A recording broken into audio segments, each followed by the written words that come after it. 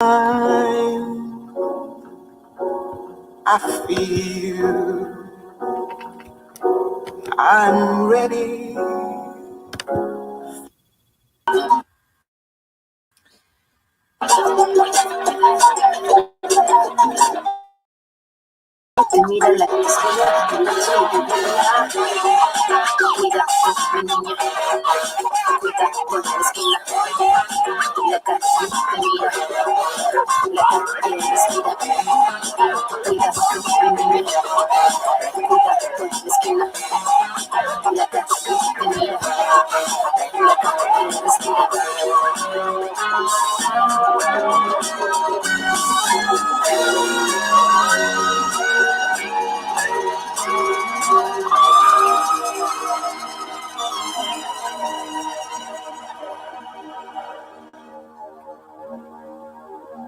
All right. Hi, you guys. Welcome to the show. I'm really happy to see you here. I guess like Braven is like one of the first to. My internet seems to be a little wanky. I've got this. My mom gave me these things for Christmas. Not Christmas. What am I saying? My birthday. Christmas. My birthday was on July 4th. And they're these little air conditioner things that you can, it's got, you put a AAA battery in it. But what the fun part is that you can squirt your face and then kind of do a little refreshing, cool thing. So I'm not running my air conditioner. Well, I've got like a fan right here because I'm not running it because let me turn this off though, because it does make, I can hear a little bit of a noise. Maybe, I'm sure maybe you guys can't, but I have like a fan. I mean, it's getting hot. I have pretty good air conditioning here, but the electrical plug-in, it blows the circuits out for the rest of the house. Okay, so you probably might be wondering where I've been. Or maybe not. I don't think I've live streamed for, I don't know, maybe like a couple weeks or a week and a half. One of the things that did happen was that I ended up having a kidney infection. And so I had gotten quite sick, sicker than I think that I've ever, well, not ever been, but that I've been in a really long time. And it inspired me to think about what healing is and what really takes place when you heal. Now, this probably is going to be like a regular show. Like, I mean, there are some things I want to talk about that are relevant to the things that we've been looking at.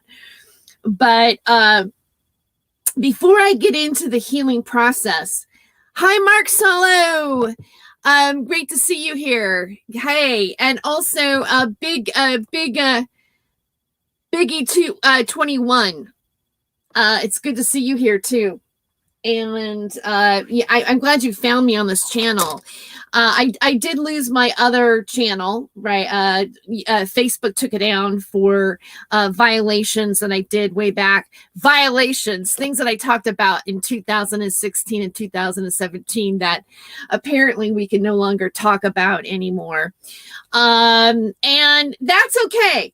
In a way, I mean, granted, I don't want to lose any channels at all, but in a way, it kind of like erased a lot of the negativity that I felt was also on my channel. And as I have become a person who does podcasts or has done online radio or is doing my own live streams, I feel like my own personal viewpoints have matured or changed as all of this has been happening, right? In the United States, the political paradigm, observing different kinds of media, observing it, like being a part of Ustream, being a part of, haven't been a part of what was called the truth media, which I have a lot of questions about, was it really the truth? A lot of the people that I think are going underneath the Truth Media banner, or, the people that scream out, get woke, or you're not woke, are sometimes the people that aren't woke. It's just kind of like, it's just the way it is, right? I kind of think that sometimes wisdom comes in not worrying about what other people are, and more concentrated on what you are.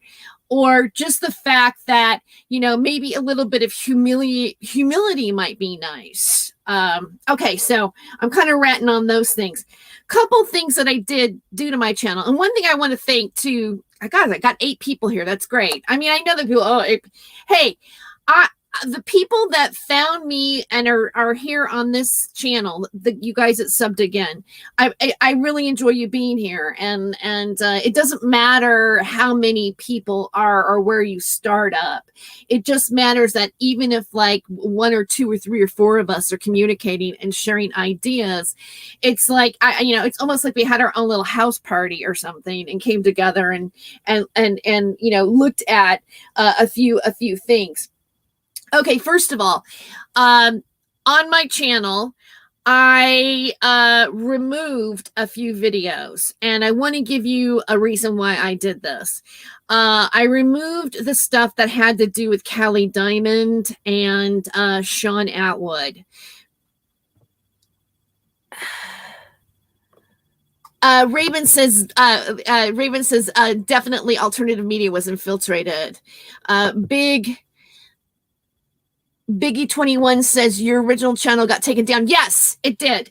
That might, well, I've had more. Okay, my original channel, my very original channel that I started is still up somewhere, but I don't do anything with it. It's got stuff where I had done footage that I took at when I was hanging out at Occupy.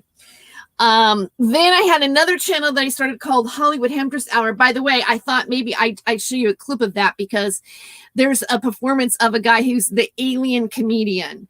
All right, so I thought it might be fun tonight to look at the alien comedian just for fun. But my Freedom of Joyce channel, the one that I started when I started Freedom of Joyce on Revolution Radio, that channel I started in 2014, and that channel was taken down by YouTube for violating community guidelines. Some of the topics that I was talking about were WikiLeaks and Seth Rich and things like that. Those videos were axed.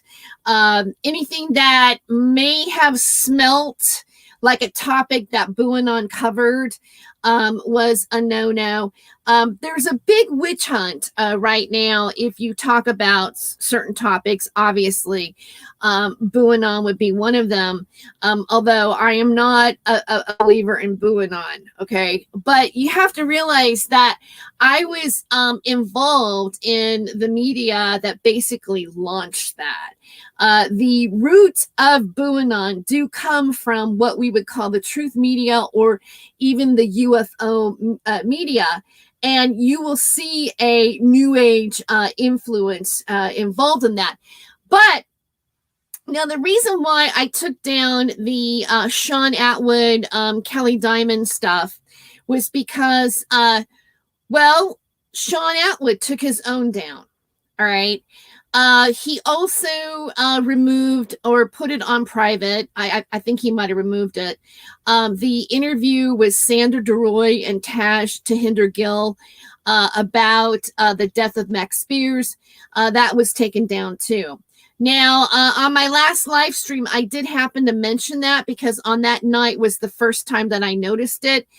He did get back to me after I did that show and sent me an email and said he took it down because YouTube was cracking down on the topic of and child. Okay, so those particular topics, there's a big witch hunt on it.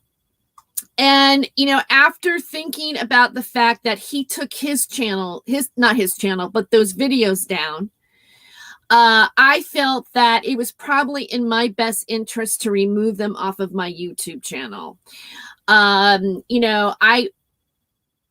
Hey, Terry, hope you're feeling better. Thank you, KB. I am feeling better. I have to admit, though, it has been a little bit slow going for me in terms of the kidney infection was. I mean, I was lucky that I wasn't hospitalized, but every day, I mean, it wasn't like I got a shot at antibiotics and I took, some more antibiotics. And then like all of a sudden, like in a day or two, I was feeling just fantastic. It wasn't like that for me. It was kind of like, and that was even a little scary. It's like, wow, I'm not really bouncing back like that in a way that I thought I should, or in a way that I had done in the past. Now, granted, I thought, well, maybe that's because I'm older, or maybe that's because I really got a lot sicker than I thought I did. Yeah, having a kidney infection is pretty scary. And again, if you don't get antibiotics and you become septic, you get sepsis, and then you could literally, die. I mean, you can have failure. I didn't really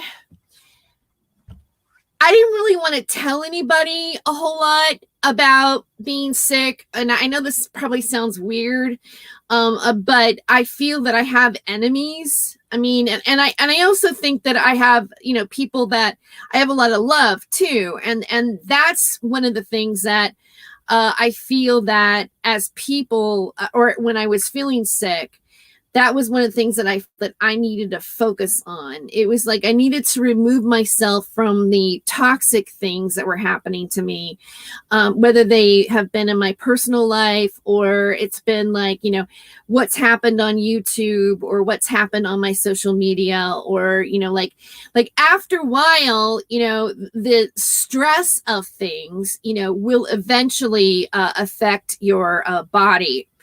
And so, it got to me.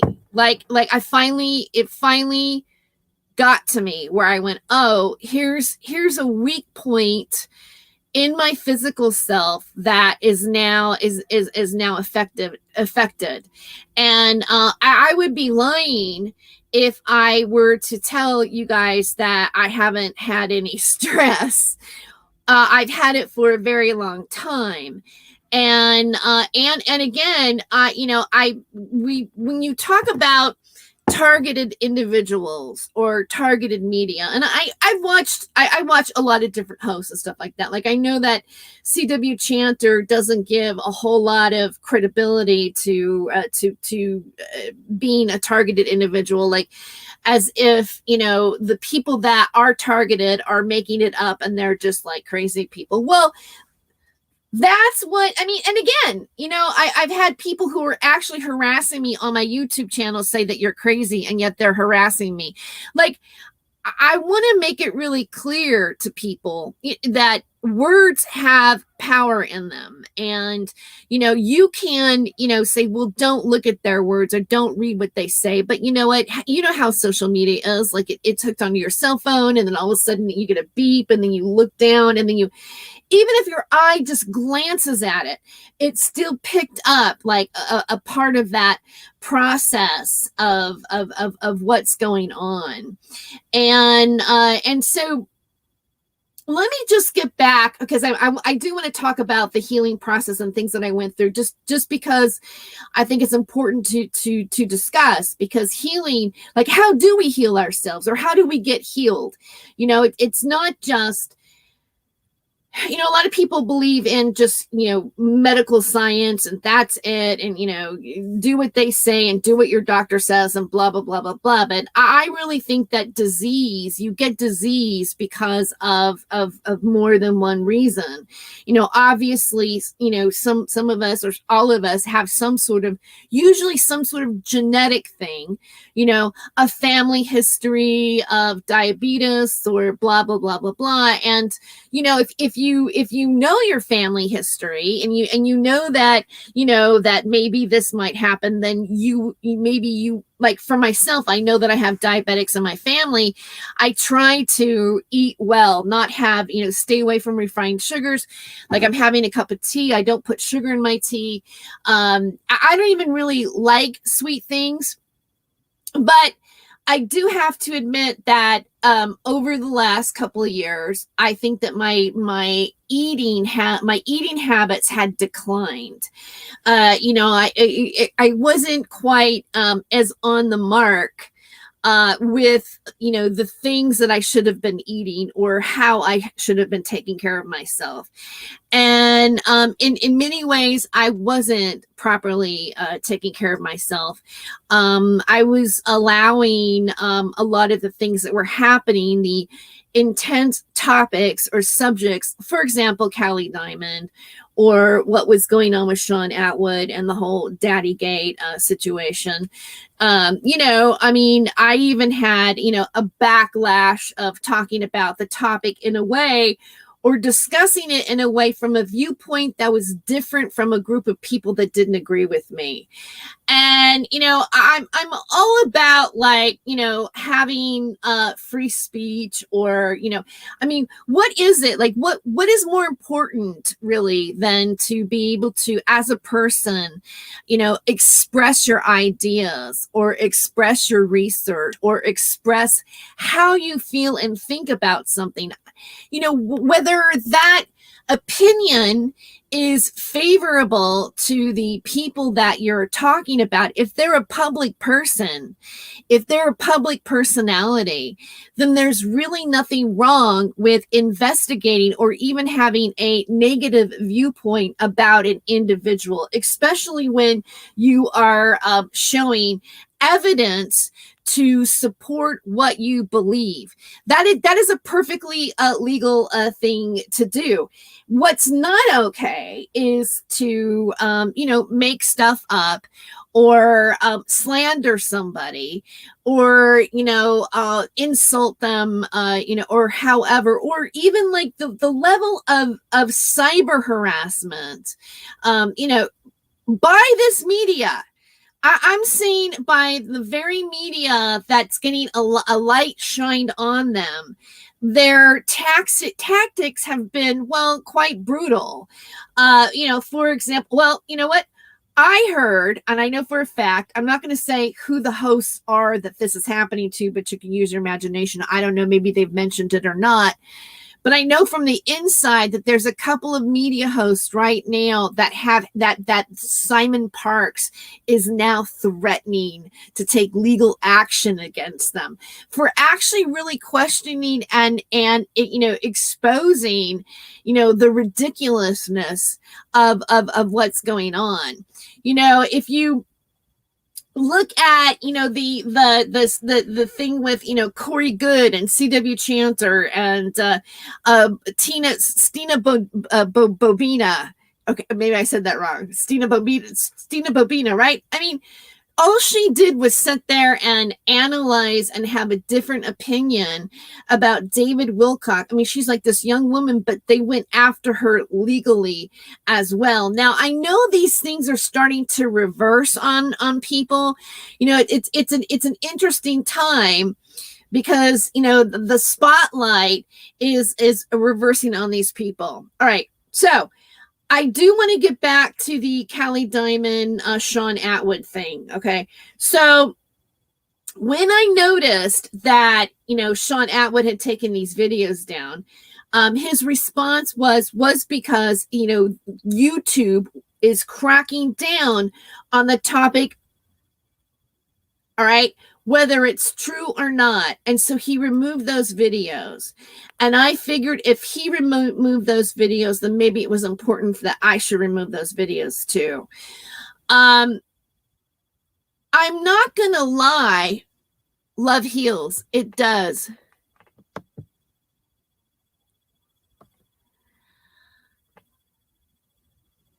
It does heal. Love does heal. Mark Sallow. Denise Mathieu is spewing booing on with the Trailer Park Patriots. Yeah, and they're going to continue. It doesn't seem to be going away, really. But again, it's really bad right now. I mean, the political paradigm or the ostracization of people into two different groups It's a real witch hunt. And honestly, I'm concerned. Like, I mean, we can all talk about our own things that we're talking about here, but there are things that are going on that make me wonder, wow. I mean, and so I'm thinking, okay, so if things are going this bad, right? And the way that I went with my other channel and lost it, like, I'm not really interested in really repeating what I did before. I mean, I think that, I mean, in terms of like talking about, these people or whatever, the UF thing, fine. I mean, that's the same. But again, I don't think that I have the same kind of naivete that I did when I was on my last channel. Like, in a sense, I was a media host and I was on, I guess, networks that would have been considered more right wing or even more patriot oriented when I was on it. I would say that in some ways I was influenced by, the media that I was on. Myself politically as a person, like, most of my life, I've been a Democrat, mainly because that was the way I was raised from my own family. Not to say that I don't have some relatives that are Republicans, but I was, my upbringing was a liberal upbringing. Also, when I worked in the entertainment business, obviously that is, very liberal, and even now, and even more so, if you don't go with the path of the flow of what they want you to be saying, you get either, gang stalked. You get harassed. I mean, okay, when you talk about gang stalking, like for example, here's where I think it's real. Here's the real aspect of it.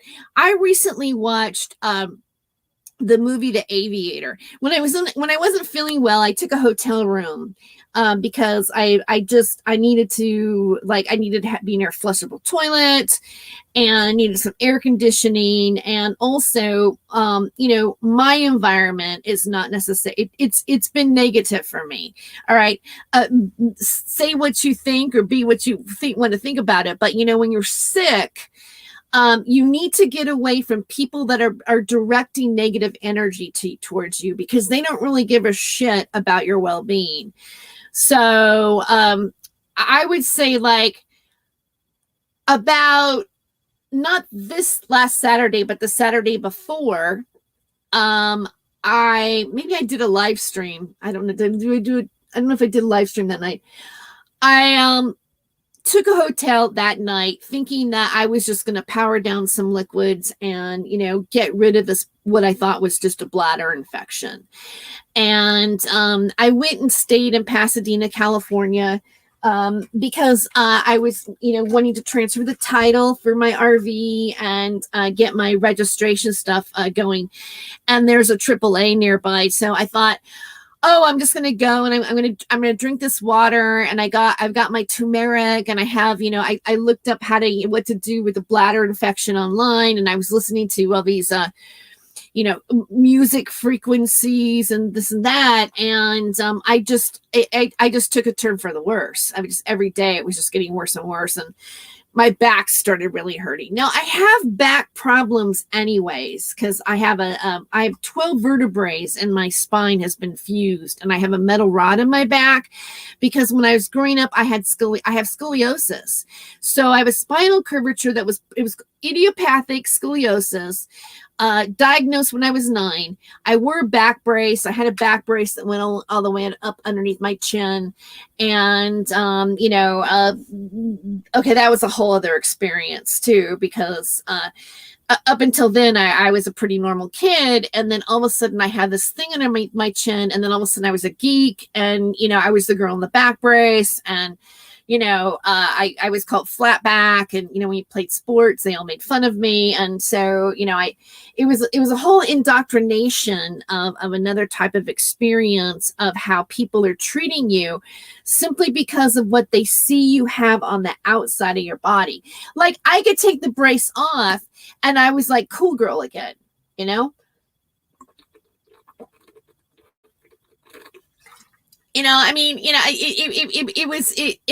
thought about that. I thought about how human nature, how people are, how our perception is, that you're no different on the inside. It's just that you decide to wear something different, like a hat, right? Or something that, that maybe even, associates you with something. Or then you take it to, well, maybe it's your gender that's different. People look at you different, or maybe it's your race, or it's your ageism, or it's something that makes people like judge you, and all of a sudden the person that you've always been inside is perceived differently on the outside, and you're treated differently because of it. That's always been, a curious human condition that I think that, even at a very young age, I was able to kind of have an understanding that it was a reality. Okay. That's one thing I just wanted to say. But when I think about the things that have been happening, to me, culminating to getting sick, I think that there are lessons in that. Like, one of the things was that when I was sick, I just couldn't deal with anything that I would normally have been talking about. Like, even when I wanted to watch a movie, because like part of my healing for me is just to kind of watch movies and whatever, because what are you going to do when you're in a hotel room?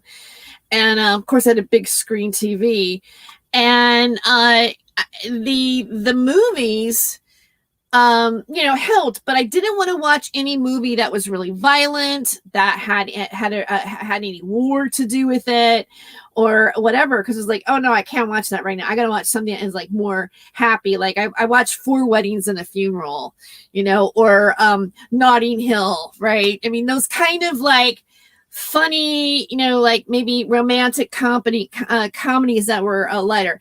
By the way, my opening music that I shared tonight, I want to say what the song is too, because that was taken from one of the movies that I did watch, which I was really impressed with, called A Brand of Crisis.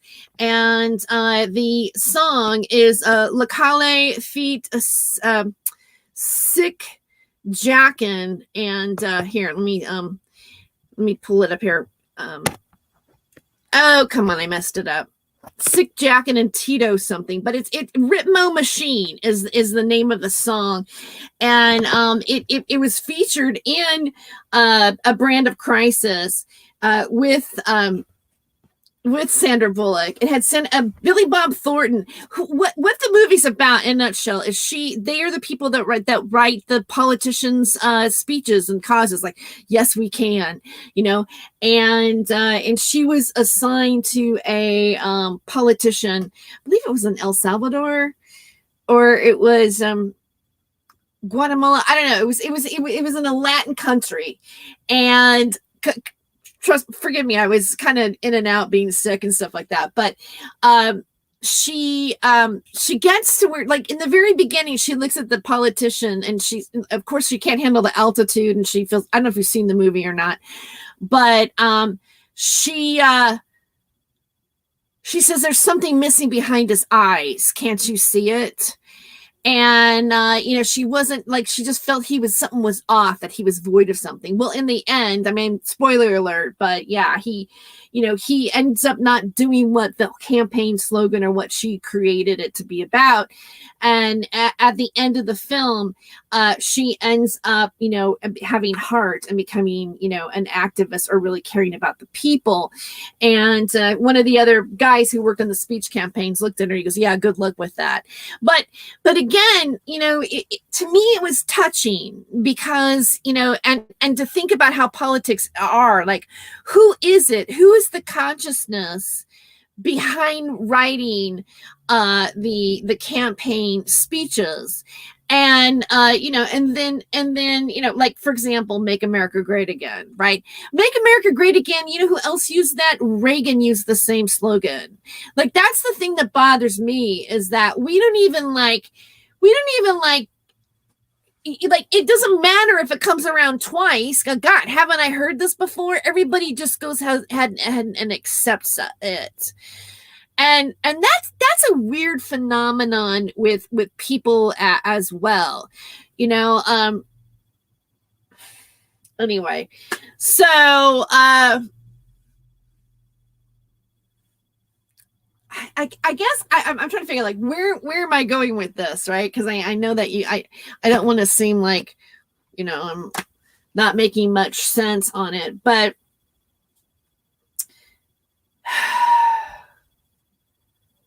I don't know. It just seems like there's a big witch hunt that's been going on. There's a lot of negativity in this particular media, and I suppose for some people, I'm a negative person for them, because I think I busted a lot of asses, in a lot of the things that I was critiquing, in the things that I thought were bullshit that's been taking place with our community. Hi, Aliquan88. Good morning. Kidney infections are very painful. Yes, they are. It was quite painful, and I was nauseous too. So I was kind of vomiting, and it was scary. It was scary. My opinion is her daughter might have committed suicide because Denise been the part of Lynn Spears with child slavery and most. I don't know. I don't know if you're talking about Britney Spears. Isn't it interesting that Britney Spears is an adult, and people like, she's not she's getting emancipated or free from her father's control of her, like he is. I mean, it's the whole Free Britney Spears thing is getting interesting. Who's that other lady too that came out? Oh God, I just saw her on. She was speaking on behalf of. She's the one who shaved her hair and stuff like that, and she's kind of become the face of the Me Too movement. Rose McGowan. Right, Rose McGowan, has been talking about, what's going on with Britney Spears and the abuse that she's endured. There's a lot of abuse and bad things that happen in Hollywood. There are, I think, a lot of things that are just kind of, shoved under the rug. That way. And just in life, because that's one of the things that I'm dealing with my life personally. And the sexual harassment, having sexual harassment. And again, when I started to think, and as I talk about it, I feel like something in the pit of my stomach when I'm speaking about it. Because when I was going through being sick, right? Because I think when you're sick, you're not just healing from your body. Like, even though I was taking antibiotics and I was feeling a little bit better every day, I felt the need to just cry, and I felt, I looked up on the internet, what are the, I guess I could put your stuff here. Maybe I got to remember to keep clicking on here what you're saying. I looked up on the internet, like, what are the spiritual causes of a kidney infection or something that has to do with your bladder, and it was fear, panic, and anxiety. and also feeling that you had your expression repressed, and maybe that has to do like with what's happening on social media, for example. Or, I also think it has to do with some things that are happening to me personally when I've been describing the people that I felt that I wanted to say what was happening to me in the situation completely blew me off and discredited what I was saying. It didn't even want to hear it, and would give me some sort of like double speak, like, well, that's what you think is happening, but that doesn't necessarily mean that that's what's happening. You know what I mean? Just like people that, aren't validating, what your feelings or what's actually really, really happening to you. And I started to think about that. There are many violations that have happened in my life in different situations. Like, I used to make a joke. I go, oh, sexual harassment, I'm in show business. What's that? I'm in show business. But, looking back, I realized that not only was I harassed, at times where I just like could put a blind eye, or I just shut it off like it wasn't happening to me. But, I think, and I'm just going to be really honest with you, I think that even, because of the fact that I have had my own abuse as a child, right? That sometimes if you don't deal with those particular things properly as when you become an adult, and then you, have interaction with people, like I feel that there are times where I should have just looked at somebody and go, get your fucking hands off of me. Okay. Go away from me. I'm not interested. I don't want anything to do with you. And yet sometimes I felt that I actually put up with it. Like, he'll eventually stop and then I can just go home. You know what I mean? And some of the people that, would do some of these things oftentimes they will be holding a nugget or a carrot over your head. Like, there's a project or there's a script or there's something, or I'm on the road working with somebody. Like one time I actually was, on the road. I was headlining. All right. I was the headliner, and my opening act had a foot fetish and was like demanding me to put my feet up on the thing, as we were driving, and just, just awful. And then because he had a heart on to like be a better act than I did, he was like doing whatever he could to, make me work when I go on stage. Right. Which is something that comics do anyways. But when you're being, sexually harassed in the car all the way there, having somebody, demanding for you to put your feet up so that they can see it while they're driving, when it gets to the point when they're kicking your ass on stage, you've already had a chink against you in the fight of what's happening to you. You see what I'm saying? And, those particular memories, as I was, going through the healing process, were also kind of like just really coming up for me. Like as if I felt that some of those things were part of, what had, made me sick in the first place, that is so much deep rooted. Also,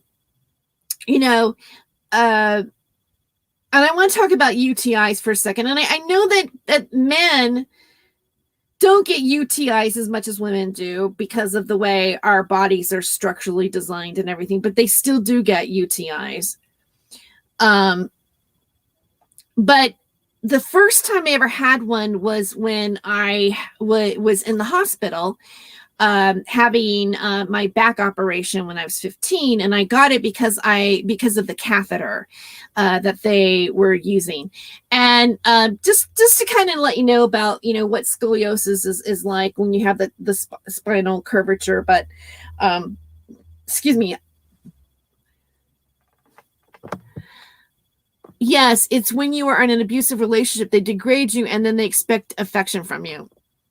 Yeah, I mean, it's look, if here's the thing about being in abusive relationships. Like, okay, one time I had a dream, and in the dream I kept seeing the same guy over and over again. I couldn't tell them apart, and to me that was because like most of the men that I had been involved with were a narcissists. They were abusive people. Like in the beginning it was all really wonderful, and then it goes into insults and this and that and blah blah blah blah blah, and on and on, and then if you have been a person who that's your emotional makeup with the man, because that's your makeup that you had with your dad, because that's then it's a repetitive cycle, and it seems like those people just keep coming back into your life. It's like, I mean, I went to therapy for this.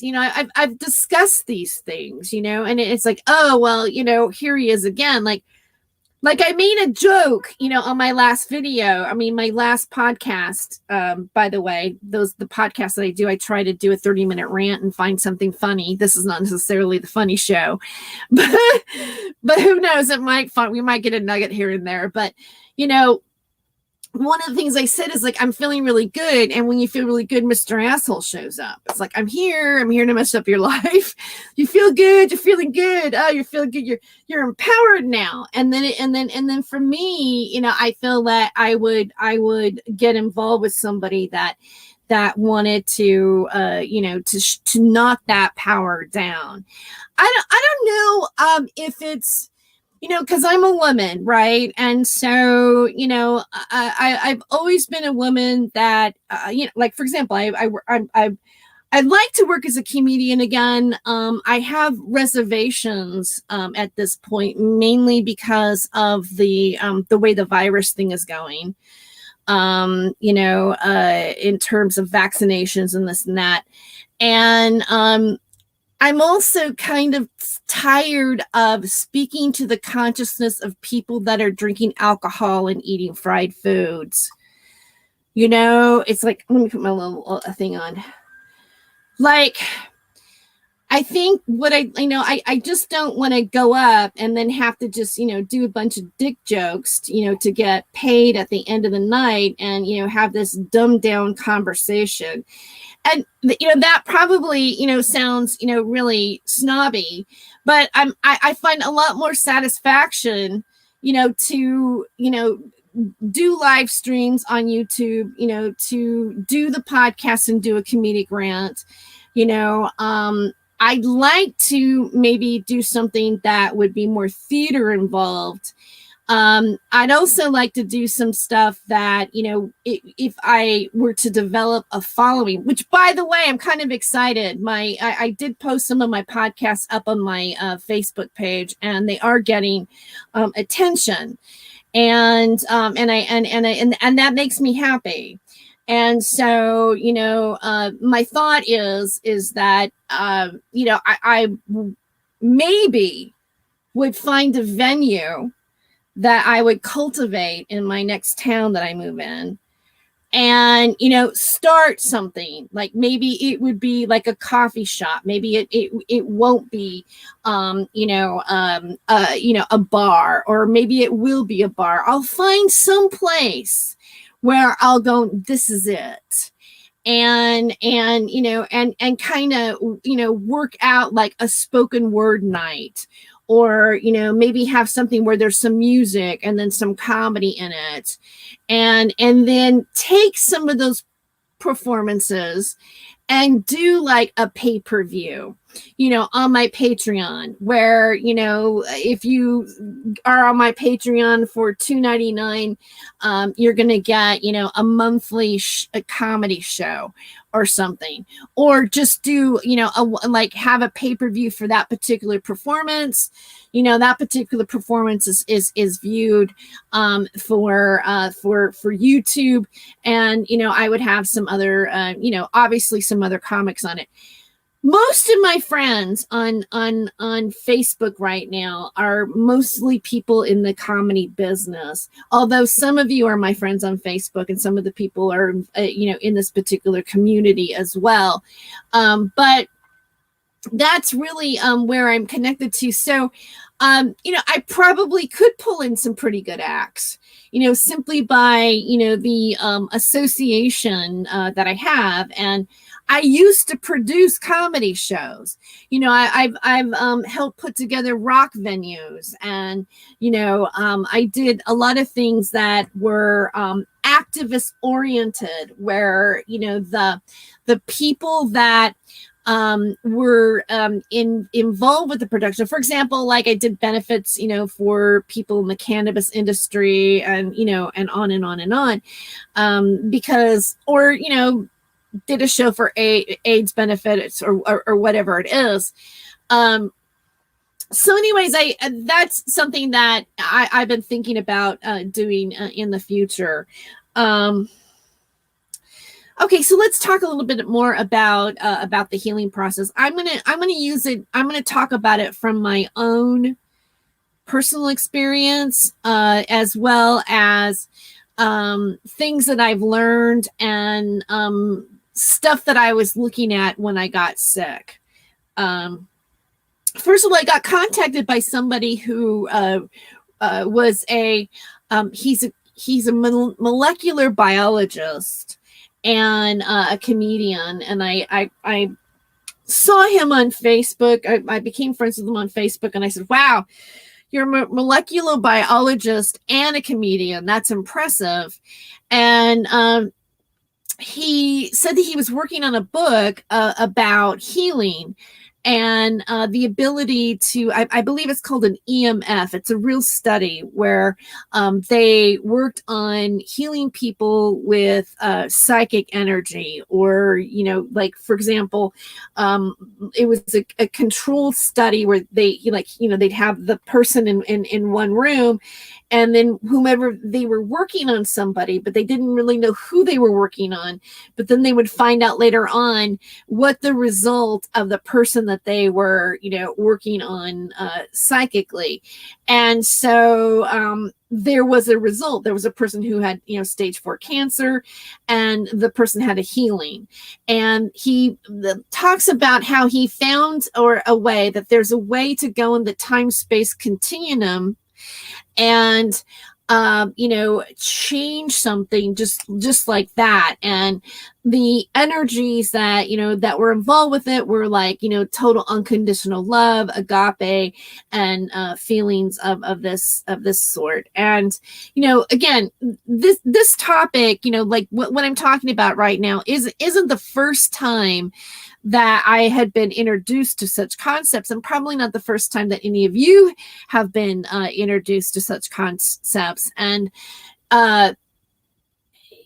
even in this particular media that we're in, there are a lot of people that tout themselves as being able to heal, or heal in the astral plane and stuff, right? I mean, like the different, like the etherical body and the astral body, and all the different things. And again, sometimes they say, well, they can look into your aura and this and that, and they can see where this particular point of illness, or this weakness, or that the illness sometimes will like be in farther along before it actually really hits the physical self, because the illness doesn't just exist like within the body. Okay, so I don't know if I've lost you guys on that particular topic or not. One time I went to a party, and there was a guy at the party, and we felt like we knew each other. Like, like you look at somebody and for some reason their face looks familiar, but you never really met them before, but maybe you have met them before, right? And I asked him, "Are you a comedian?" and this and that. He's like, "No." And but what he did do was that he healed people with sound and frequency. And so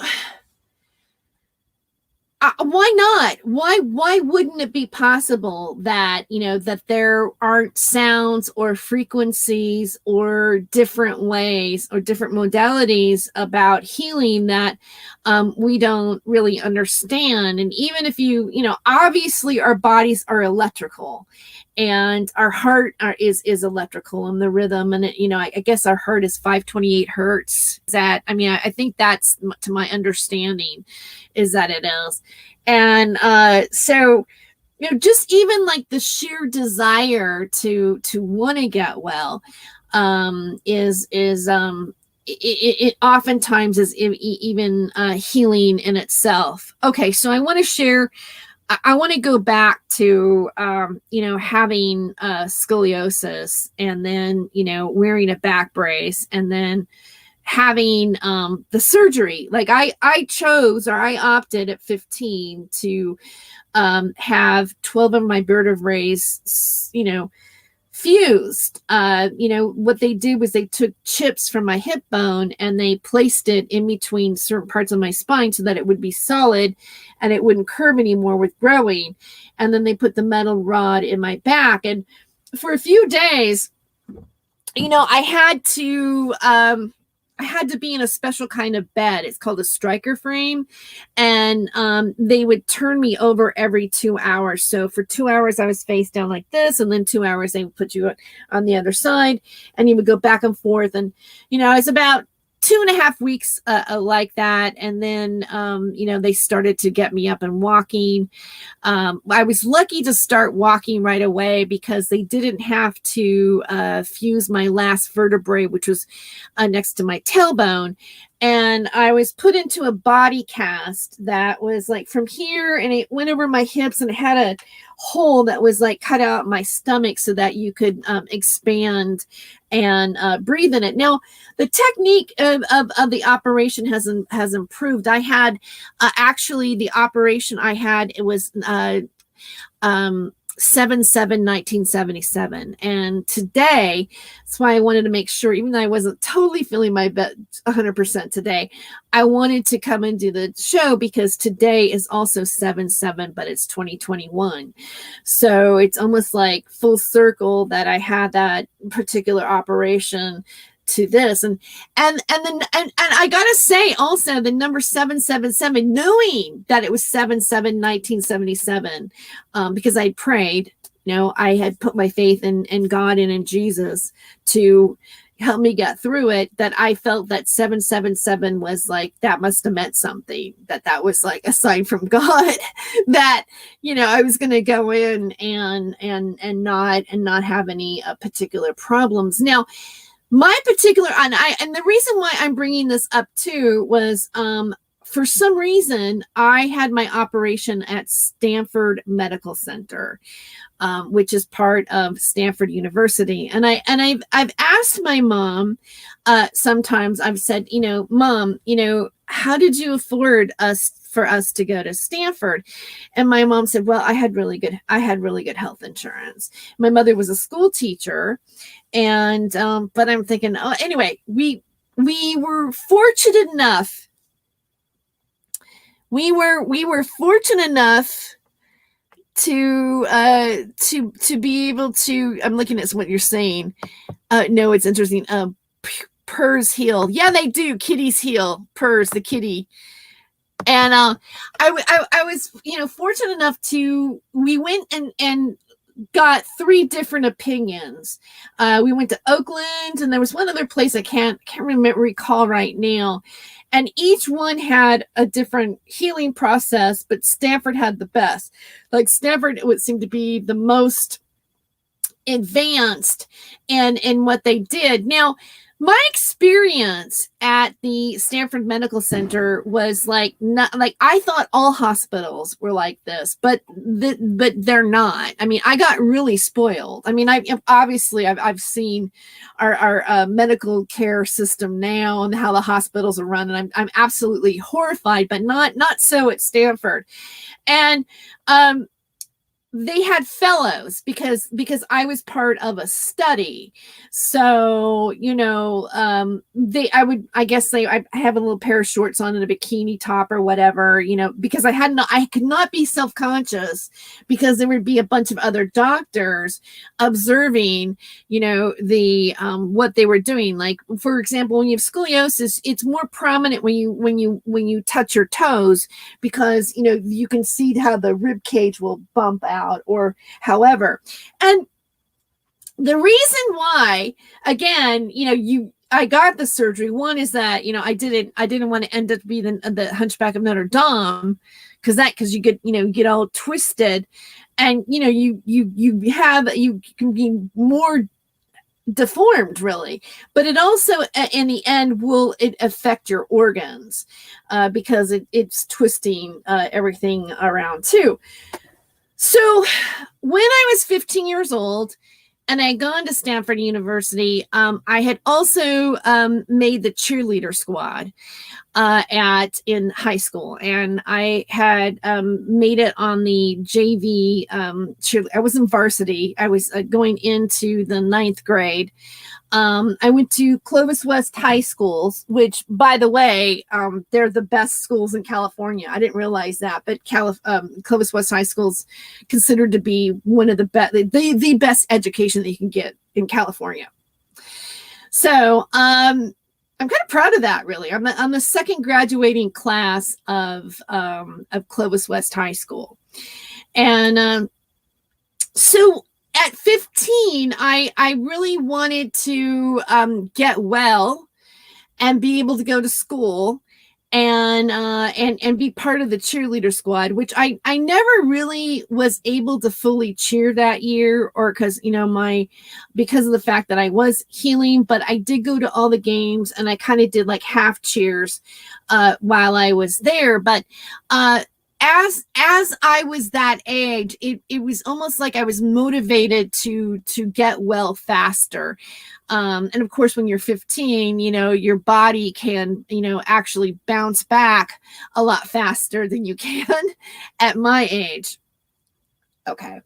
So, but at Stanford, the first 2 days I was there for observation, and because I was a cheerleader that year, I had just been going to summer school, and because that was part of the requirement, and I had done weightlifting as one of my electives. So I actually had lifted weights so that my legs would be strong and my arms would be strong before I went into the hospital, because I figured that the recovery would be easier if I had built up a little bit. And I was right. It really did make a difference.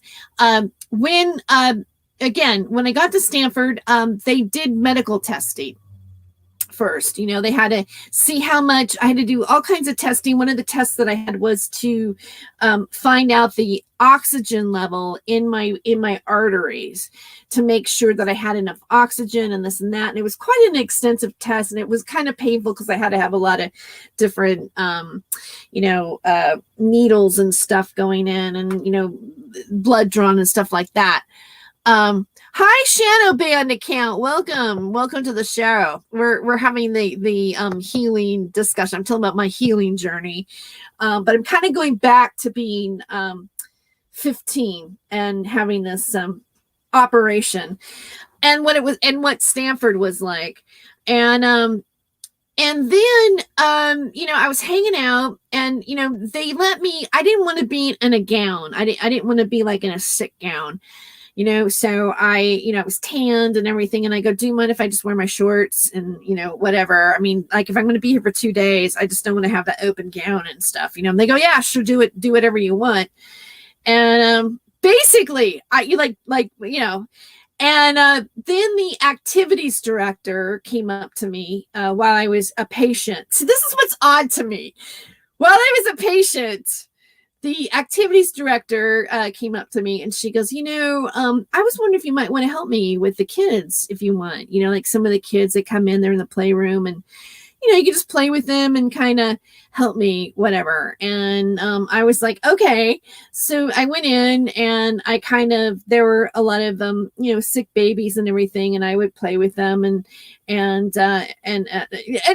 looking back, looking back, I'm thinking, okay, so I went to have a back operation, but was I a part of a study of something else that was like beyond, my back operation? Like, I've wondered about this now, because, how often is it that, why me? Like, okay, yeah, I'm a patient in the hospital, but why do you come to me and ask me, like, what was it about me that that said, oh, this person's going to be really good, having them play with the kids and stuff like that, and whatever. So, but I did, and I did it like for a couple of days, and then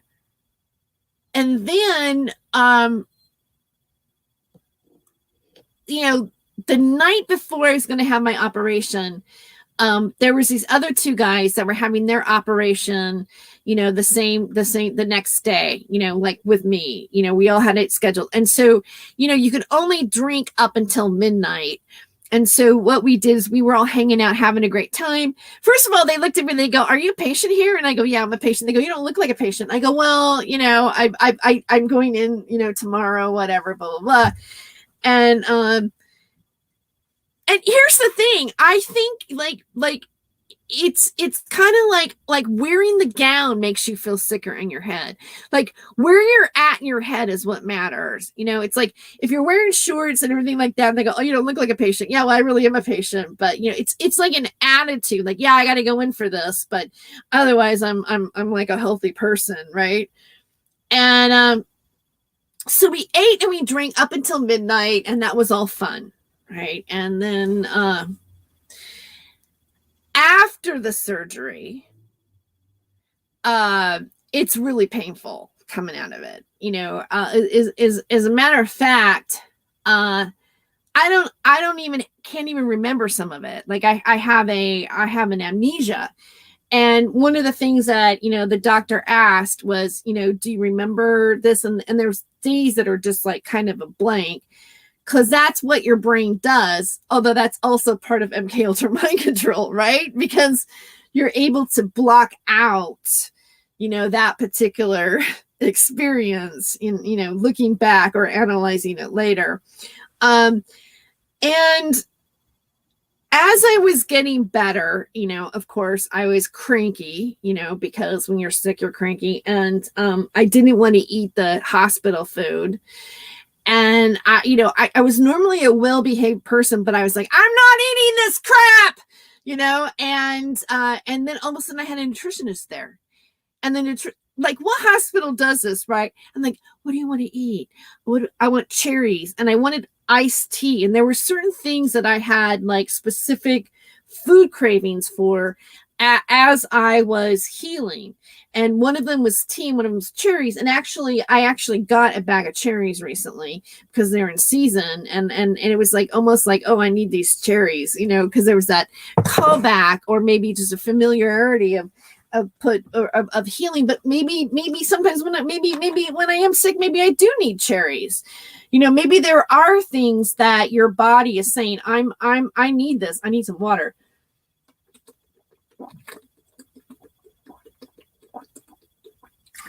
Now, another thing I want to mention to you that I thought was interesting in Stanford was that at one point they wheeled me into a room and we watched a Woody Allen film, and I believe it was the movie Sleeper, where he carves a gun out of his out of a bar of soap, and then it rains on it, and the soap disappears. And I'm pretty sure that was the movie that we were watching, right? So now, like I said, I don't know what this is all about. Hold on.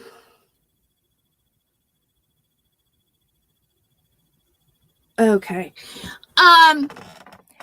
Like I said, there are things that about that experience that I'm bringing it up because of just thinking of how Stanford was in relation to other hospitals. I ended up having to go back and forth to Stanford in the healing process for like a year because it took 6 months for me to just have the cast off, and then another 6 months before I was allowed to actually do anything physical. So until the whole entire process was over. So I guess I would say the first UTI I had was involved with that traumatic event of being in the hospital with a catheter, and I don't know if it's because of that makes you more vulnerable to having them, like, and it's not like I get them all the time. Like, I'm not one of those people that, oh God, I have another UTI, but usually it's something that I'll have it and I don't really have to seek any other medical attention, except one other time in my life. And that particular time was I was living in LA, and I lived with my brother. My brother and I rented an apartment together, and my brother was my roommate for many years. And my brother was also he wanted to be an actor, but also he had gone to Santa Barbara University to be a filmmaker. And then life happened. Okay. He ended up having a couple daughters and working in the restaurant business. And he just recently quit his restaurant job as a general manager. Now he's working for part-time for Costco and moving on up that way, because he just got tired of working 25 30 years in the restaurant business. It's a hard business to be in. Now, my brother and I were both aspiring artists, and I had a commercial agent at the time, and I had gone in an audition. It was for a Sprint commercial, and I had gotten a call back, and I had just gotten done doing the callback, and I don't know what it was. I don't know if my brother was jealous or what, but he was, and he'd always, my brother's always been a supporter of me, as an entertainer and an artist, because I was in theater. I started performing like around 9, and at 16, I worked in a dinner theater in Fresno, and I had been performing, and so my brother also followed me. He's 7 years younger than I am, and so I think he seemed to look, I was his bigger sister, and he, and up until then, he pretty much looked up to me, but he just right before when I was doing the audition, he went off on me, and I said something. Well, I got a call back, and he was like, "Did you fuck it up? Did you fuck it up? Did you?" And I go, "I can't believe you're talking to me like this," and it really hurt me. Like, it was really emotionally hurt me, and I feel bad that I'm talking about it on my live stream. I haven't brought it up to my brother later on. I mean, my brother and I since moved on, but it was really emotionally painful for me to have my brother say something like that. And also, he was saying it at a time where I did get the commercial. All right. I ended up getting it. And I think I made like 13 grand off of that particular commercial. And it was my second audition I ever did too. I actually got my second audition. I know I'm bragging, but I got a UTI. Like I ended up getting a UTI after that. And it was almost like instant, like that happened. And then I got the UTI, and I was like, what? And I always wondered, like, was it because of what happened to me emotionally that weakened me to getting it? And I ended up having to go to the emergency room. Like, it was probably going into a kidney infection. Like I knew, like I'd wake up and I would be just in a sweat. And I actually shot the commercial while I had the UTI. You know, I'm a person, because I think of the back operation or whatever, I have a high threshold for pain. And so, you know, I can kind of just like tune something out. Now, talking to my mom and talking to my aunt, they also have the same quality. So it's probably hereditary.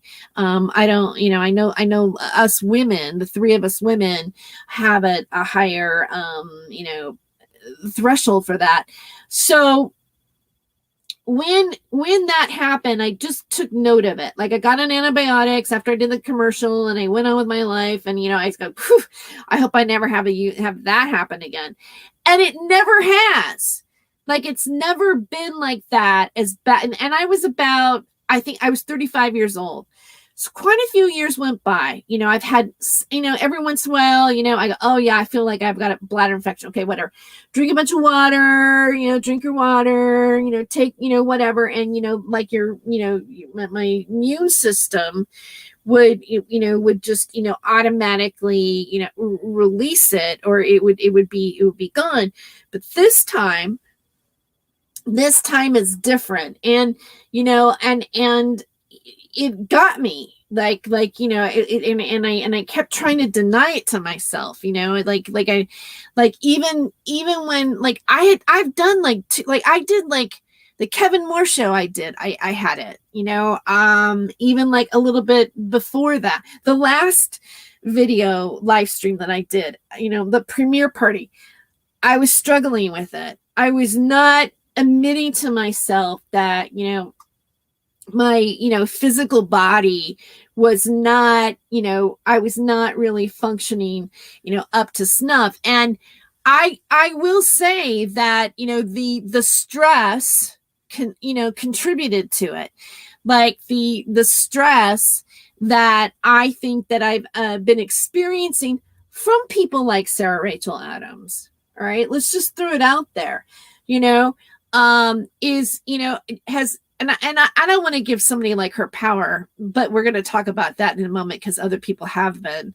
There's a couple things I want to mention later on that I don't like what we do about people. But when it's happening in life, you know, when it's happening here and it's happening here, right? And, you know, it's happening in just this, you know, it just seems like it's just so overwhelming and loud. And let me tell you, you know, I mean, I had Taj humiliate me on Twitter, you know, not wanting to answer my question, you know, which I think is valid. Okay, how is it that he sits between two people with two different narratives about the last days of Max Spears? How is it that he justifies that?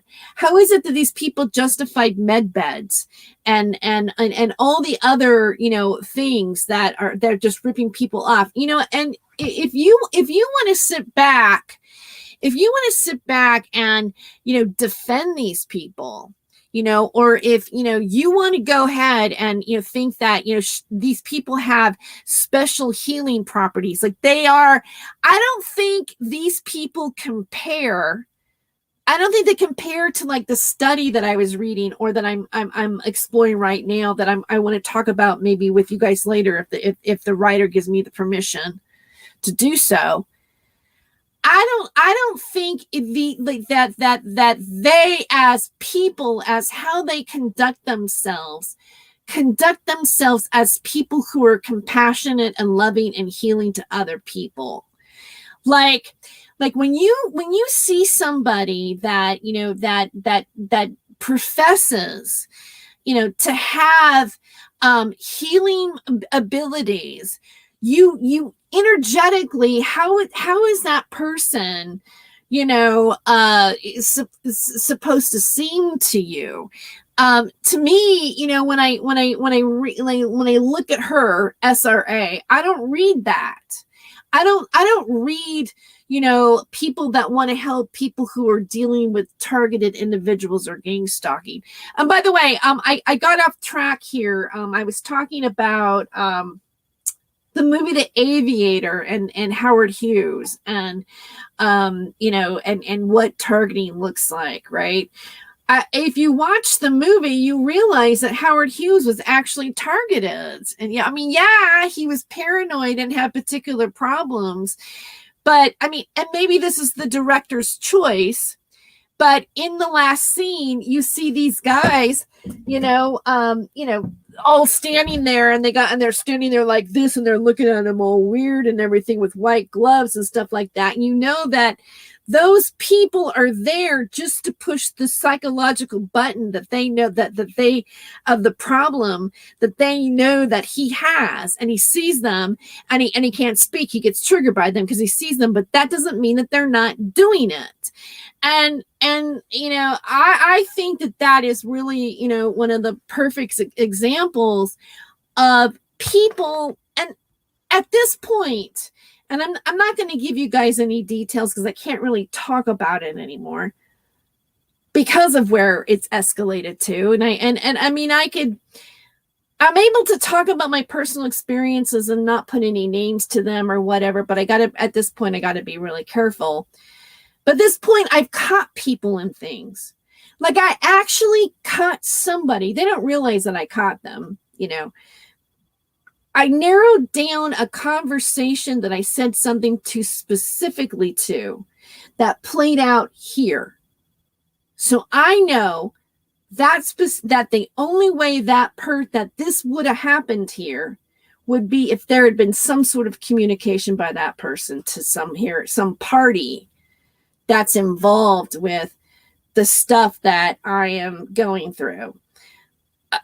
And even then I had, even in the state that I'm in right now, I had to go, okay, you knew that. Like you knew something was up with that person. Now you've got concrete proof that that's exactly what happened. And so in the healing process, all right, like let's say, you are a person that has spooks, let's say people watching you, or people that are there just to disrupt your life, or people that are there to just, like in the movie The Aviator, to be standing there like staring at you just to like trigger whatever it is that the trigger is, that is your weakness, that's going to make you have a bladder infection. You know what I'm saying? Because like all of these things, like all of the stresses, all of the things that are going on around you, like the one lesson that I have to understand right now is, yes, it did physically affect me. Like, yes, it is part of what has made me sick. And I have to take responsibility for the fact that I ignored my body for a really long time, and that I was pushing and dealing with things like trying to move and this and that and do shows and this and that, blah, blah, blah, blah, while I should have seen a doctor a lot sooner than I did. Now I have to admit, I've got doctor anxiety right now because I have Medi-Cal. And Medi-Cal, I should probably put my little heater on. Medi-Cal is, I was afraid that I would be pushed to take certain things, like, and things like that maybe I'm not ready to take or don't want to take at all. I know it's getting really squeamish out there about taking certain things, and being mandated to take certain things. And, I've got a problem with it. I just saw another comedian on social media make a post like, what if you hadn't even done that yet? Then you're just an idiot. And I'm get off my friends list. I'm like, let me do this guy a favor. I'll get off his friends list right now. I hate that. It's like we had that before when we were criticized about, the person that we, voted for. And if you think for 1 second that that and who you voted for isn't all lumped into one big bow, it is. All right. And again, this is a topic that, I'm not going to really go much further here on this particular channel. All right. So for the things that I have removed from my channel, for example, the Callie Diamond stuff and some of the topics, I also took down, I did a live stream about Gerald Marie, and that talent agency with the 60 minutes. I did a live stream about that. I think Mark Salo, some of you were part of that particular. Okay, Raven says, I avoided doctors since it started. Yeah, I mean, I've been avoiding doctors for a long time, and I really, technically, I probably shouldn't be avoiding them, but again, I've been into, using essential oils and herbs and trying to eat right. And, even after I got done off of my antibiotics, it takes away all of your good bacteria and everything. And it will cause a yeast infection because I have a candida problem.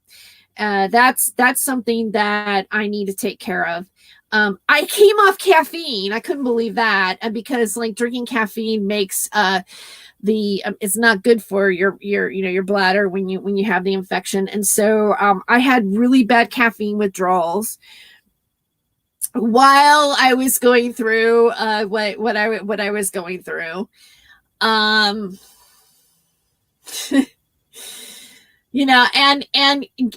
having detoxing from candida or is they call it a candida die-off, which can also have headaches and this and that, because when the candida is dying off in your body, there's toxins that are released in your body that can affect your body, so you can end up feeling really shitty for a while. I'm actually changing my diet, which is not a bad thing, but I've gone into just no fruit juices, no sodas,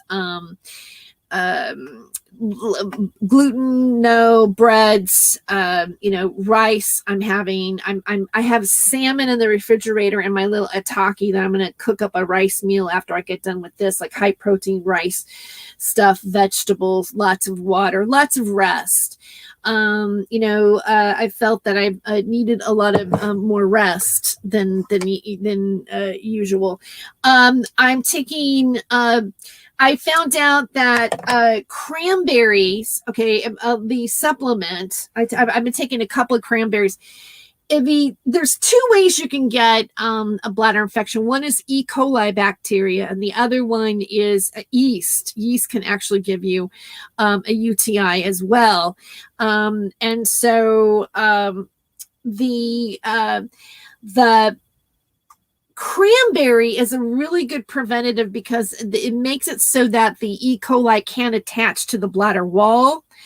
And so it kind of sloughs it off. So just as a maintenance, they suggest using cranberry. I also got, this is going to sound gross, but I read about borax suppositories. That's supposed to be really good. And I got a lot of probiotic foods just to get my my levels back because of what the antibiotic did. What had happened was last Tuesday, not this Tuesday, I was feeling really bad, and I had an important call with that was scheduled for me to have a discussion about a certain thing, and I didn't want to be here to have anything overheard about what I was talking about. And also I felt that every day is kind of a negative thing because I'm, around people that give me dirty looks and stuff and scowl, and, it's not pleasant. And so, when you're trying to get better, to be around people that are toxic around you can make you more ill. And the heat was too much and everything. So, like I said, I went to the place. I was expecting to feel better. I was even gonna maybe even be creative with my channel, which I ended up not being able to end up having the energy to do. And then on Tuesday, my appointment was 11 a.m. I got a call at 8 a.m. in the morning. I slept through that because I was sick. Talked to the person and said, and she says, can we reschedule for 3? Okay, 3, right? 3, the magic number. All right. And I was like, okay. So I hung on. I pushed my body to make that phone call happen. And then I put an Uber for 4:30 to go to the walk-in clinic to deal with because I had a feeling at this point. I have a kidney infection. I knew it. It wasn't like this is not a UTI. I was vomiting in the morning. I was vomiting, before, I did the intake. I felt absolutely just awful. And then after I did it, as I was doing it and hanging up, I was literally in the lobby of the hotel room. And I got into the Uber and I went into the walk-in clinic, and lo and behold, no one is there. I mean, like when does that happen? What's going on here? Okay, what is this? Ooh, who is that? I want his name and phone number. Look how big. Oh, okay. Yeah, I mean, actually, speaking about what I was talking about earlier, maybe I should just show you guys. I mean, here's another thing that's circulating on social media. Oh, you can't see it. Anyway, before you judge anti-vaxxers, walk a mile in their shoes, and it's clown shoes. So that's the joke. Those are the jokes, folks. Those are the jokes. All right. Before judging an anti-vaxxer, walk a mile in his shoes. And then it's clown shoes. Okay. Obviously, people that joke like this don't know anybody who's had an injury. All right. They just don't. And as a matter of fact, I was told that my candida problem is from a vaccine injury. So make what you will out of that. So when I got to the walk-in clinic, Pasadena walk-in clinic, brand new, by the way, shout out to them. They were great. Walked right up. It was probably, closer to 5 at that point. They closed at 7. I went in and, they basically told me that most of the time they actually hospitalize people and put them on an antibiotic drip. And then that's, hey, Jeff, good to see you here. Yay. And that made me, screw them, they're programmed morons.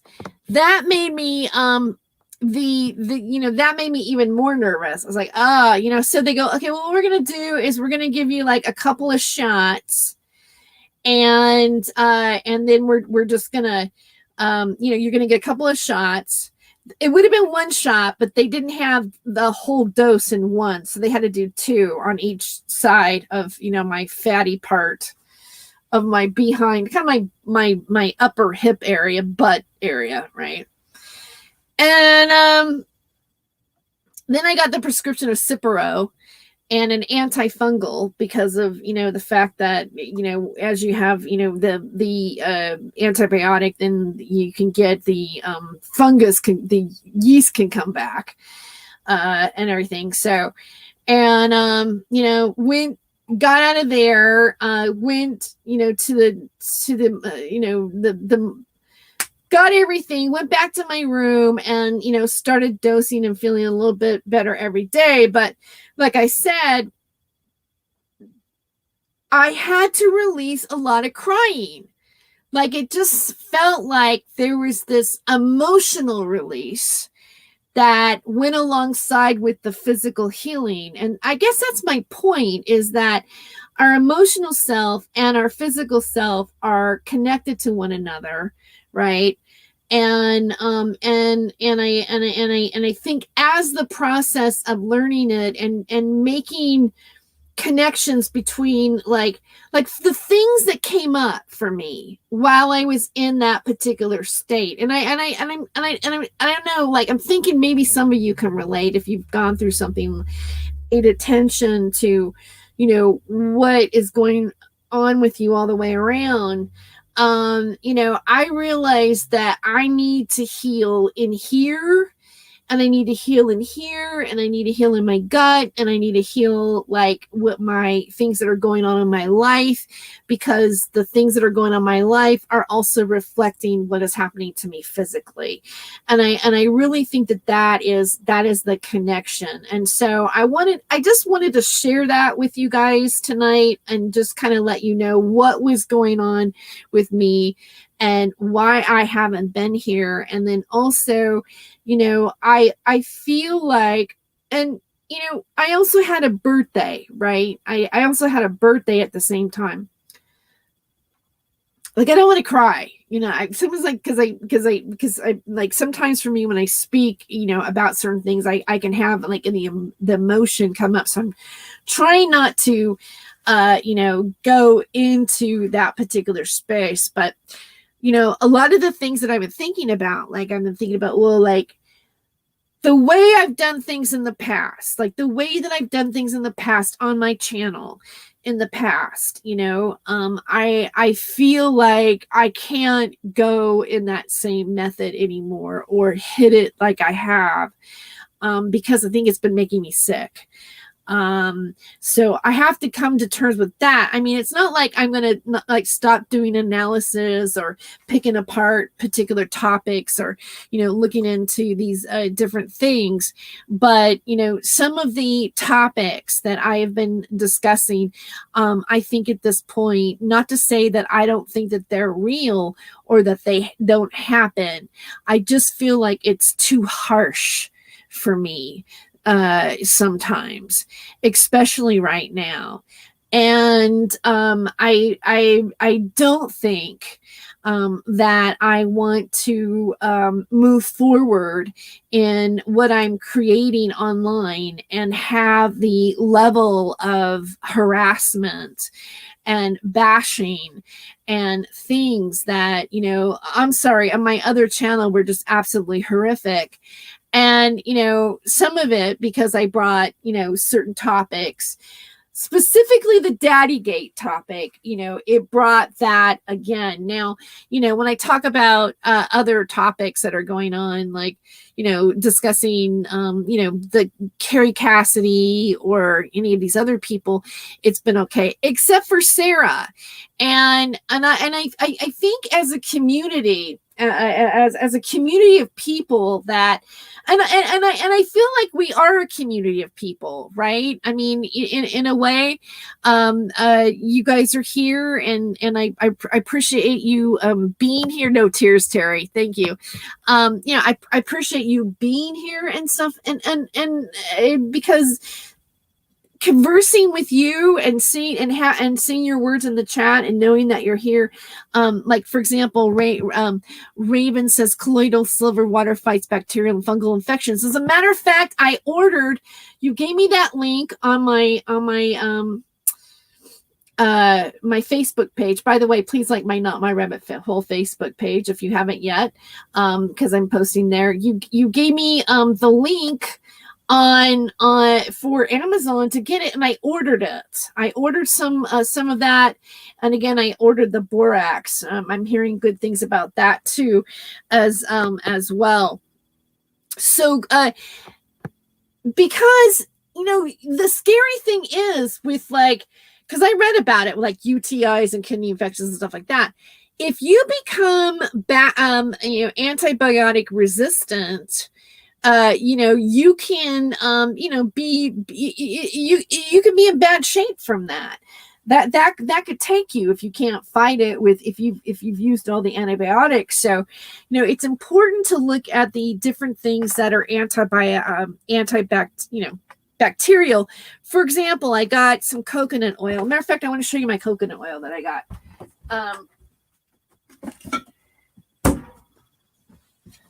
Okay, I got this coconut oil. Of course, it's all melted right now, but regenerative organic Dr. Bronner's. This is a big old thing. It was hard to carry it back. It's pretty heavy, but I thought Dr. Bronner's, it made it like the soaps. It smells really good, but they say that cooking with coconut oil will help funguses and things like candida. It's part of like the candida diet. And actually, I've got some salmon. I should show you just so you know.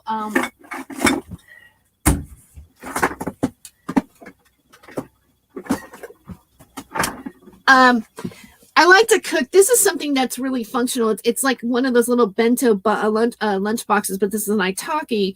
And I've prepped my salmon in here, and then I just add the rice and water and plugged in. It steams it. So I've got garlic, which is really good with the onions, okay, and then I put like coconut oil on it. Some what is it? Osu. Two different types of. Hold on.